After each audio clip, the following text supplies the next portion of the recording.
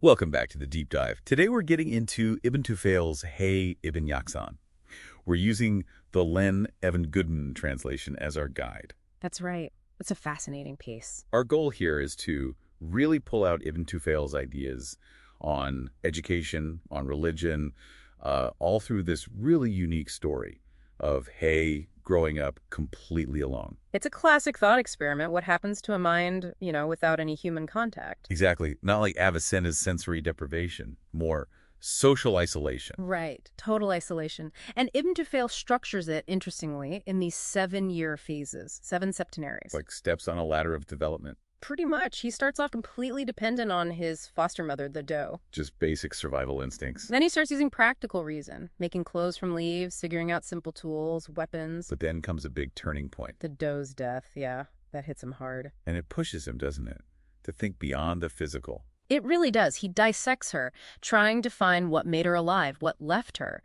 It's his first brush with the idea of a soul or vital principle. A sort of quasi-spiritual moment born from loss and curiosity. And it doesn't stop there. He discovers fire, for instance. Useful, obviously. But for Hayy, it becomes more than just useful. He sees it as something fundamental, almost alive, echoing maybe Stoic or Platonic ideas about a world soul or animating principle. So by age 21, he's moved beyond just surviving. Oh, absolutely. That's his age of wonder. He starts seeing the interconnectedness of everything. It's like he's perceiving the underlying forms, the Platonic logic almost. And this leads him to the big question. The existence of God. Yeah. He reasons that all this change, all this existence, it must have an ultimate, unchanging cause, a necessary producer. It's fascinating that reason takes him this far on its own. It is. He even deduces things like the finiteness of the heavens, but Ibn Tufayl is subtle. He also shows reason's limits, how it can become self-certain, maybe miss the bigger picture.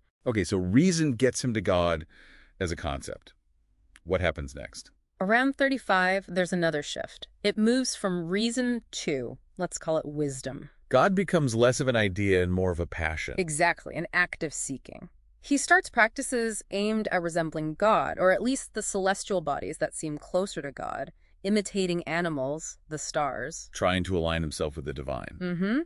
And this intense discipline, this contemplation, culminates at the end of the 7th septenary, age 49. The beatific experience. That's how Goodman frames it, a direct mystical union. So let's unpack the educational philosophy here. Hayy learns everything himself. Which is pretty radical, right? It challenges the whole idea that you need formal instruction, teachers, society, makes you think of maybe Rousseau later on, or even aspects of Dewey. But how is this possible? Is it just Hayy? Ibn Tufayl brings in the concept of fitra, this innate natural capacity, almost like genius, that Hayy possesses. So you need the right raw material, so to speak. Yes, and crucially, this development happens within a framework of radical monotheism. God isn't just the conclusion. God is actively involved, somehow guiding Hayy's development, like emanation. So it's not just self-teaching. There's a divine element, maybe inspiration, like the active intellect or Gabriel. That seems to be implied, a kind of divine teaching that bypasses human language. But then what about free will, if God's so involved? That's a tricky point. Ibn Tufayl seems to suggest it's about aligning your subjective will with the divine purpose, assimilating the self to God rather than being determined by God in a mechanical way. Okay, let's pivot slightly to his religious philosophy then. It sounds like Hayy's experience is the peak. It seems to be. Ibn Tufayl distinguishes, or allows us to distinguish, between maybe rational religion, the religion of the masses based on symbols and laws, and this direct mystical path. Hayy's path. Pure mysticism. Fundamentally mystical, yes. That union, that beatific vision. But what's really unusual, especially for some mystical traditions, is the role of reason. Right, you said reason gets him started. It does more than start. Reason precedes the mystical intuition, it prepares the way, and crucially, it seems to protect it afterward. Protect it. By providing content, giving structure to the experience, preventing it from dissolving into, nothingness or self-aggrandizement, or even rejecting necessary religious laws, antinomianism. Reason moderates. So contemplation for Hayy is this blend of reason and intuition. Exactly.